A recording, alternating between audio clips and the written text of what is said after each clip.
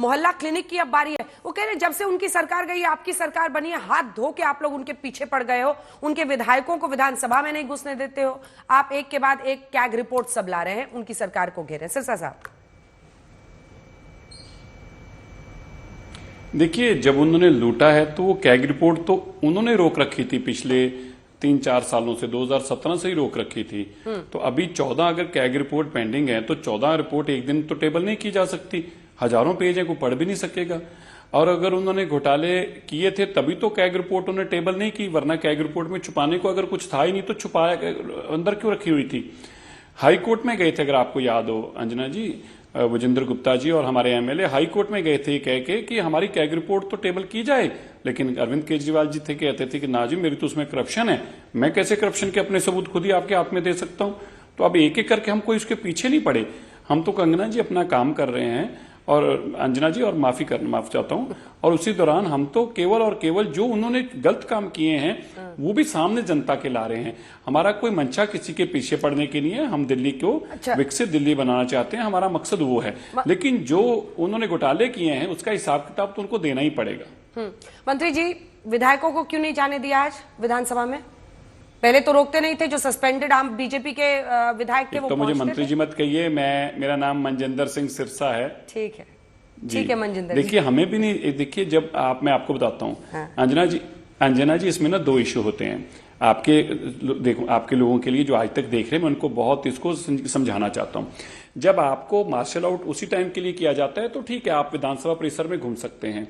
जब आपके ऊपर बैन होता है 2 दिन का, 3 दिन का, जितने दिन का भी हो, हफ्ते का, जैसे अपने ओम प्रकाश शर्मा जी के ऊपर तो उन्होंने साल 2-2 साल का बैन लगा रखा था, उनको तो घुसने नहीं देते थे, तो तब आप विधानसभा परिसर में नहीं आ सकते। ये एक प्रक्रिया है, जो हाउस की प्रक्रिया है। वो ठीक है कि उन्होंने कभी संविधान को ना माना है, ना पढ़ा है, ना लिखा है। अब ये तो हमारा कसूर नहीं है अगर आतिशी जी खुद ही रूल बुक नहीं पढ़ना चाहती।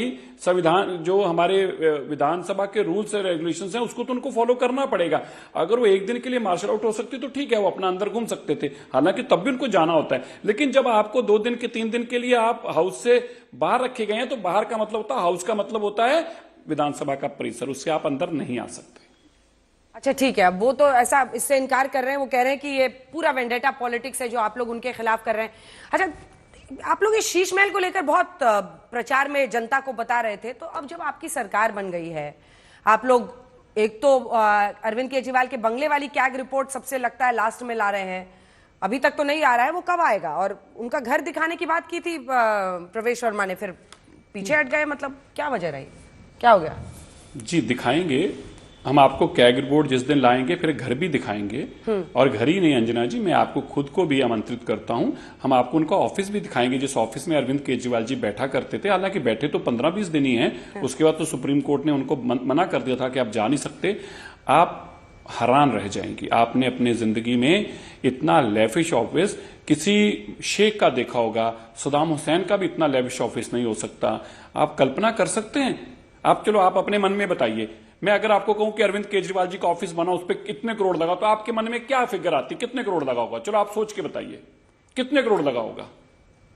मतलब आप बताइए, रेनोवेशन का काम मुख्यमंत्री के ऑफिस पे आपको क्या लगता है कितने करोड़ लगा होगा? रेनोवेशन का काम हुआ होगा तो 2-3 करोड़ लगेगा उसमें, अगर नए सिरे से बनता है। जैसा घर का भी था तो 7 करोड़ का इशू था ना, जो बार में 300। इसको 2 करोड़ को 10 के साथ गुणा कर दीजिए, 20 करोड़। 2 करोड़ को 10 के साथ गुणा कर दीजिए, इसमें 10 और जमा कर दीजिए, 30। ये हाल है, ये हाल है। इस तरह से लूटा गया दिल्ली क्या है को। ये सीएम ऑफिस में क्या है? ऐसा भी दिखाएंगे। ऐसा क्या है, मतलब क्या लगा हुआ इतना महंगा? पता नहीं, हम भी ये पूछना चाहते हैं केजरीवाल जी से, हम भी ये पूछना चाहते हैं, क्या विदेशों से पत्थर मंगाया गया है, विदेशों से कालीन मंगाए गए हैं, ऑटोमेटिक पर्दे लगाए गए हैं, रिमोट से टू करके इधर का खुलता है, टू करके उधर का मेरे को तो समझ नहीं आया। ठीक है, आप अपना कारोबार करें, व्यापार करें, पैसा कमाएं, जहां मर्जी खर्च करें, आपको अधिकार है, सबको है, लेकिन आप सरकार का पैसा, लोगों का पैसा, सेक्टर का पैसा आप कैसे अपने पे इस तरह से लुटा सकते हैं, ये हमारा सवाल है। शीश महल आपने देख लिया, हम आपको वो भी, उसका तो आपके सामने फोटो और वीडियो है, लेकिन आपको वो भी दिखाएंगे। और अभी कैग रिपोर्ट, क्योंकि जो पहली कैग रिपोर्ट है वो बाद वाली है, उसके बाद वाली उसी जिस क्रम में है उसी क्रम में आपके सामने आएंगी। लेकिन देखिए, हम भी पब्लिक डोमेन, पब्लिक सर्विस में बहुत समय से हैं, हमने नहीं कभी देखा, देश भर के अंदर मुख्यमंत्री हैं, देश भर के अंदर राष्ट्रपति हैं, गवर्नर हैं, राष्ट्रपति जी हैं, किसी का भी ऐसा लेविश ऑफिस नहीं हो सकता जैसा लेविश ऑफिस वहां पे बनाया गया। एक एक सोफा 7-7 लाख 8-8 लाख रुपए एक सोफा है, एक सोफा। तो आप आके एक बार देखेंगे तो आपको पता चलेगा। इसके जवाब में वो यही कहते हैं ना कि आपके जो तमाम मंत्री हैं सरकारों में, जो अन्य मुख्यमंत्री हैं, क्या उनके घर में इस तरह से नहीं खर्च किया गया है क्या? क्योंकि वो तो मतलब सीएम हाउस है, वो सीएम हाउस पे या सीएम ऑफिस पर खर्च होता है, ये उनका जवाब होता है। तो सीएम हाउस में कौन रहता है? नहीं, सीएम हाउस में कौन रहता है? सीएम रहते हैं। सीएम हाउस में केजरीवाल जी रहते होंगे और कोई रहता है? केजरीवाल जी। तो जब केजरीवाल जी कहते थे कि शीला दीक्षित जी के घर पे 10 एसी लगे हैं, तब उनको नहीं दिखता था?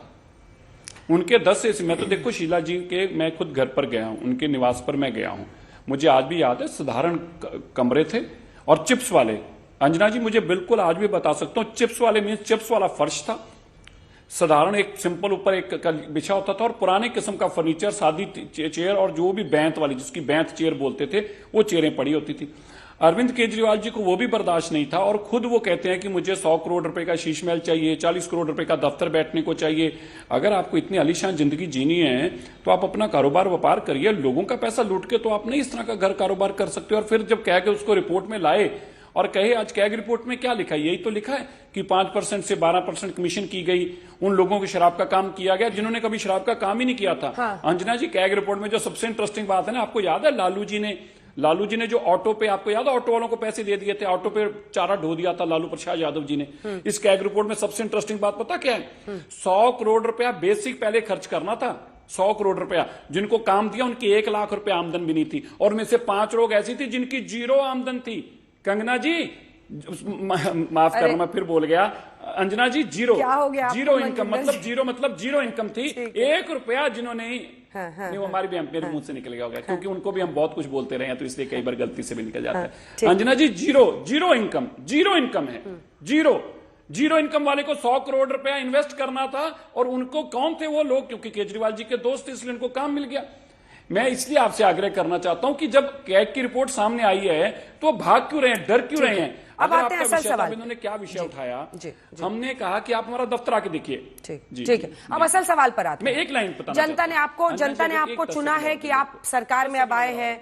आपने कहा था यमुना जी की सफाई नहीं हुई। देखिए, हर साल वही जुलाई अगस्त के महीने में डेंगू की मार दिल्ली झेलती है, वही गाजीपुर का जो कूड़े का अंबार है, वही यमुना जी की सफाई छठ पूजा के दौरान, वही विंटर आते आते पोल्यूशन। इन सब पर अभी से वॉर फुटिंग पर आप लोग काम करेंगे, तब जाकर कुछ असर दिखेगा।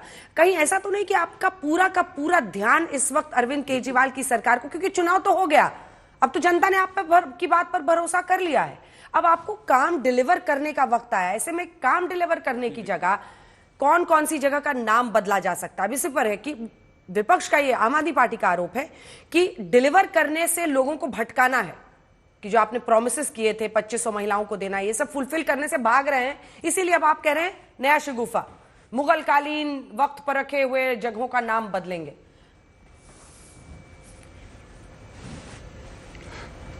अंजना जी, देखो, अगर हम भी नहीं काम करेंगे, लोग हमें भी कहां बर्दाश्त करेंगे, हमें भी हटा देंगे। तो केजरीवाल जी को तो अच्छा ही लगना चाहिए ये चीज, लेकिन उनको तकलीफ क्यों हो रही है? उनको तकलीफ इसलिए हो रही है कि आते ही हमने भारत के अंदर जो मोदी जी 5 लाख तक का सबका फ्री इलाज करा रहे थे, दिल्ली के अंदर 10 लाख वादा किया था, वो लागू हो चुका है। जो बहनों के लिए हमने तय किया था, उसके लिए कमेटियां उसमें काम कर रही हैं। अफसरों को कहा फाइलें बना के लो। फ्री सिलेंडर के लिए वो डिपार्टमेंट भी मेरे पास है, उनको कहा इसको मापदंड तय करो, कैसे मिलेगा, किस किस को मिलेगा, कैसे अप्लाई करना, हम अब काम कर रहे हैं। नाम की बात है, ये नाम की डिमांडें पुरानी है, कोई आज तो नहीं करी नहीं। अब कोई एमएलए कहता है कि मेरे इलाके की ये डिमांड पिछले 10 साल से है, तो उसको कहने का तो अधिकार है। और जहां तक आपने कहा बहुत बड़ी चिंता है पोल्यूशन को लेके, यमुना जी की, ये बिल्कुल आपने कहा सबसे इंपॉर्टेंट काम है। हम भी रात दिन नहीं सो रहे, हम भी वही काम कर रहे हैं। आप देखिए शनिवार को भी हमारी इसी चीज को पूरे दिन, सैटरडे को मेरी यही मीटिंग है, क्योंकि विधानसभा का सेशन चल रहा है, इसमें कर नहीं पा रहे। फ्राइडे को सेशन खत्म होगा, सैटरडे को सेशन नहीं है, तो हम छुट्टी वाला दिन को छुट्टी नहीं है, काम के लिए है। सुबह से बैठक बुला रखी है, एनवायरमेंट की बैठक है, उसके बाद पीडब्ल्यू वाले बुला रखे हैं, उसके बाद जल बोर्ड वाले, तो सबको साथ बैठकर दिल्ली को किस तरह से साफ करना है, दिल्ली की हवा को साफ करना है, दिल्ली की यमुना जी को साफ करना है, यही हमारी प्रायोरिटी है। मैंने पहले ही कहा था कोई वेंडेटा पॉलिटिक्स नहीं है। हाँ, जो चीजें सामने आ रही है वो सामने रखनी भी है, लेकिन हमारा काम पॉजिटिव एजेंडा है, हम इस तरफ जाना नहीं चाहते। मनजिंदर जी, आप आज तक पर आए, बहुत धन्यवाद। और नाम बहुत सारे याद करना शुरू कर लीजिए। मेरा नाम भी आप 2 बार गलत बोल गए। अभी तो इतने सारे शहरों के नाम आप लोग बदलने वाले हैं, तो बहुत सारे नाम याद रखने होंगे। बहुत बहुत धन्यवाद आपका आज तक पर हमारे साथ आने के लिए।